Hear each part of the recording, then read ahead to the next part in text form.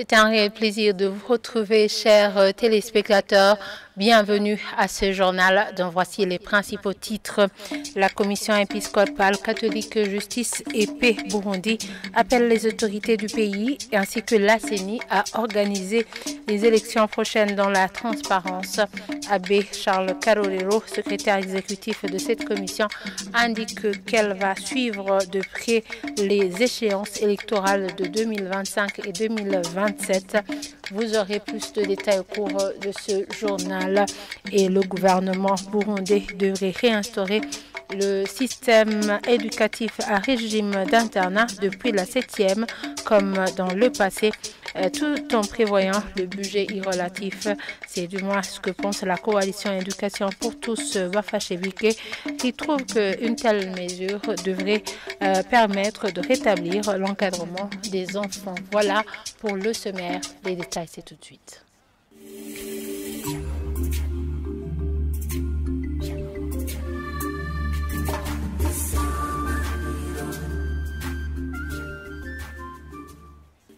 Je vous le disais en titre, la Commission épiscopale catholique Justice et Paix Burundi appelle les autorités du pays ainsi que les démembrements de la CENI à organiser les prochaines élections dans la transparence.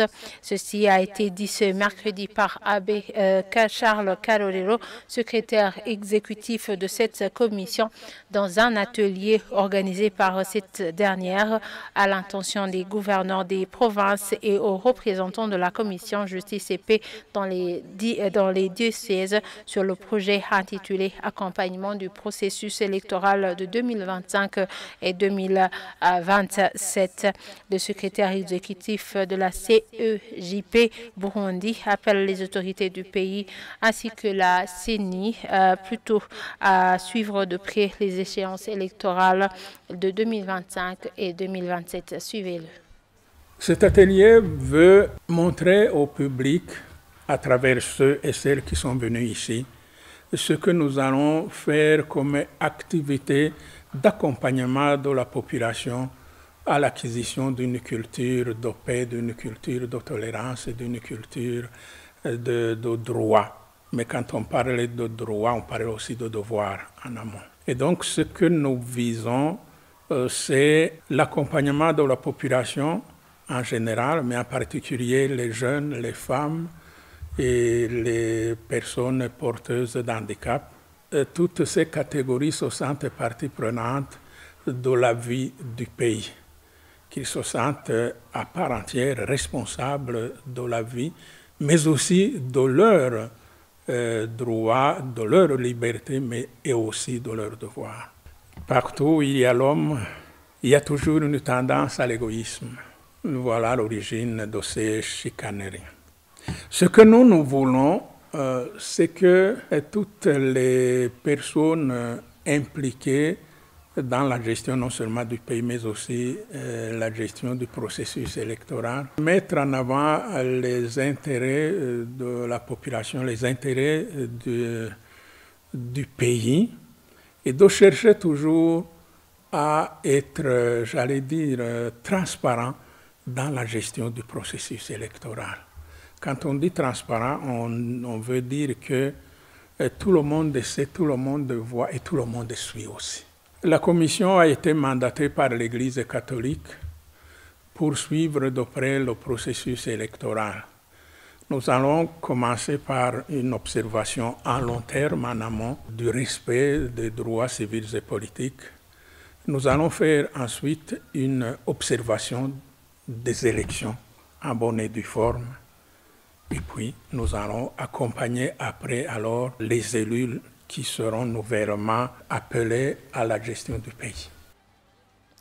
Le manque du courant électrique dans certains bureaux postaux et la vitesse de la distribution des envois qui restent à améliorer sont certains des défis auxquels fait face aujourd'hui la Régie nationale des postes.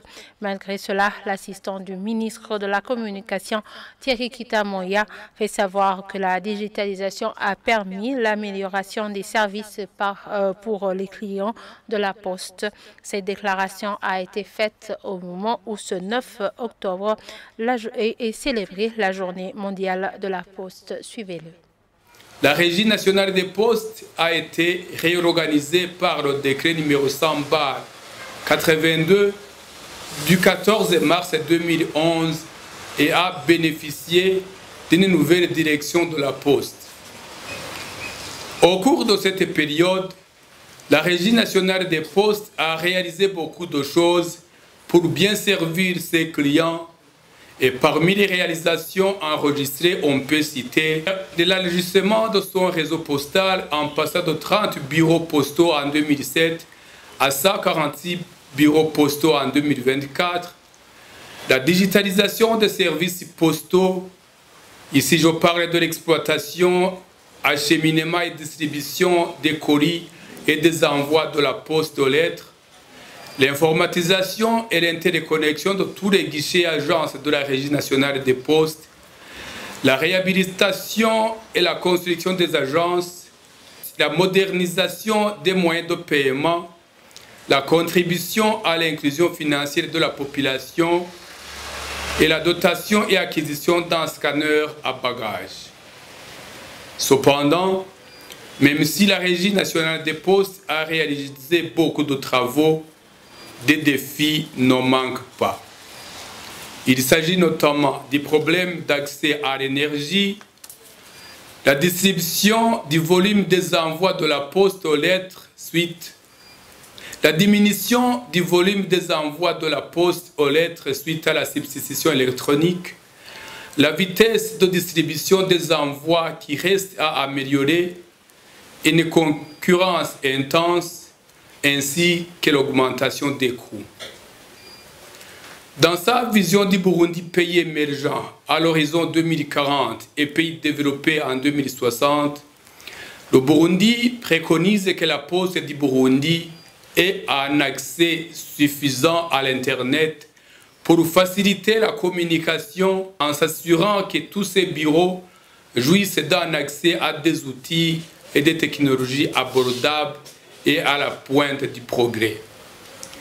Pour arriver à cette vision, la Régie nationale des postes doit s'engager à l'installation d'un système d'adressage et code postal pour concrétiser la distribution d'envois à domicile, la digitalisation du réseau des boîtes postales, la redéfinition de la philatélie burundaise pour rendre très compétitif le timbre poste philatérique, la redéfinition de la philatélie burundaise pour rendre très compétitif le timbre poste philatérique du Burundi, et enfin l'accomplissement du partenariat avec le secteur banquier et financier à travers la société B-Switch en vue de participer à l'interopérabilité bancaire.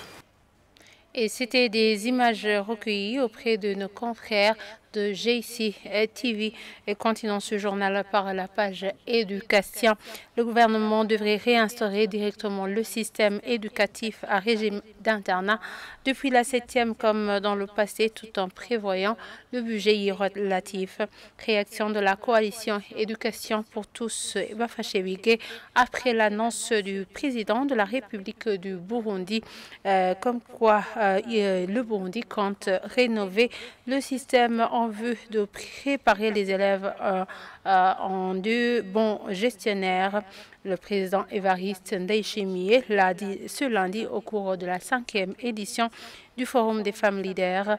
Le vice-président de la coalition Bafashewige, Cassien Gashirahamwe, trouve qu'une telle mesure devrait permettre de rétablir de bonnes conditions d'apprentissage avec un encadrement efficace. Suivez-le. Comme justement l'a dit son Excellence, Monsieur le Président de la République, en fait, l'internat offre une très bonne occasion aux élèves de vivre ensemble et aussi de créer une sorte de fraternité au sein des élèves et aussi d'entraide. l'internat offre de bonnes conditions d'apprentissage aux élèves, d'autant plus qu'en fait, ils vivent juste tout près de l'école, ils peuvent avoir le temps suffisant pour apprendre et aussi ils sont encadrés, ils sont avec des encadrés qui peuvent les aider à organiser les temps d'apprentissage. Et nous demandons alors au gouvernement justement de mettre en application ce projet et aussi de prendre des mesures d'accompagnement, d'autant plus qu'en fait l'internat demande un peu de moyens financiers de plus parce qu'en fait les élèves auront besoin de vivres de plus, des lits, des tables et ainsi de suite. Et raison pour laquelle nous demandons que le gouvernement augmente le budget alloué au secteur de l'éducation. C'est vrai que le budget alloué à ce secteur est important par rapport aux autres secteurs, mais nous constatons que ce budget, le gros de ce budget dépend dans les salaires du personnel enseignant qui est en effectif très important. Nous demandons aussi que cette mesure soit, dans le cas fait de la possibilité du gouvernement justement, soit étendue depuis la 7e comme on le faisait dans le temps pour pouvoir préparer l'enfant dès son jeune âge. Clôturons ce journal par la page société. Les effectifs élevés des enfants refoulés de la Tanzanie dépassent la capacité d'accueil de la Fondation STAM qui est de 30 enfants. Ce sont là les propos d'Adélaïde Ngundimana, actrice dans cette ONG locale œuvrant pour le bien-être des enfants, qui indique que ces effectifs ont commencé à augmenter depuis le mois de septembre dernier. À côté de ces effectifs, le directeur du Centre pour le développement familial et social en province Mabanda, plutôt en province Makamba, ajoute que ces enfants arrivent avec des besoins d'assistance de premier secours. Omer Douayo. Ceux-là sont des agents actuellement chargés de l'accueil des enfants refoulés en Tanzanie, basés dans la commune Mabanda, qui demandent du soutien financier et autres, en expliquant qu'ils sont débordés par les effectifs des enfants. Ils y partent de la prise en charge du premier secours à ces enfants, notamment l'appui vestimentaire, du moment qu'ils y sont refoulés après avoir subi des violences et de la confiscation de leurs biens. Une situation souvent conflictuelle entre les éco-gardes qui les traquent et la police qui les accueille à la prison suite à la violation du bien-être de l'enfant, témoignent ces enfants.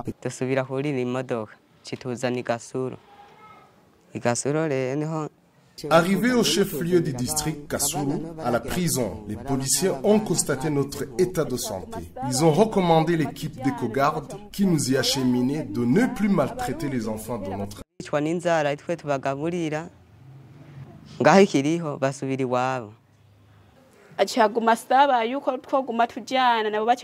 Les policiers nous ont intimé l'ordre de retourner chez nous au Burundi. Mais la personne qui nous conduisait a été autorisée de continuer le voyage. L'état pitoyable de ces enfants, aller-retour, avec les plaies sur leur corps, crée un sentiment d'indignation chez les gens qui les aperçoivent. L'état de santé de ces enfants refoulés en Tanzanie est vraiment déplorable. C'est une situation qui me choque puisque je ne vois pas leur avenir.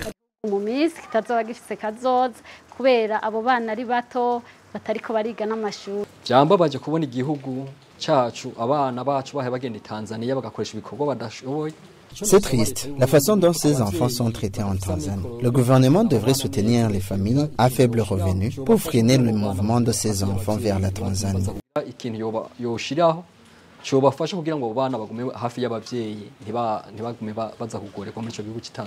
Même son de cloche pour les responsables qui les accueillent à la frontière. Adélaïde Ngunzimana, de la famille d'accueil et membre de la fondation STAM en charge de défense des droits de l'enfant, appelle au gouvernement tanzanien à intervenir en priorisant l'intérêt supérieur de l'enfant.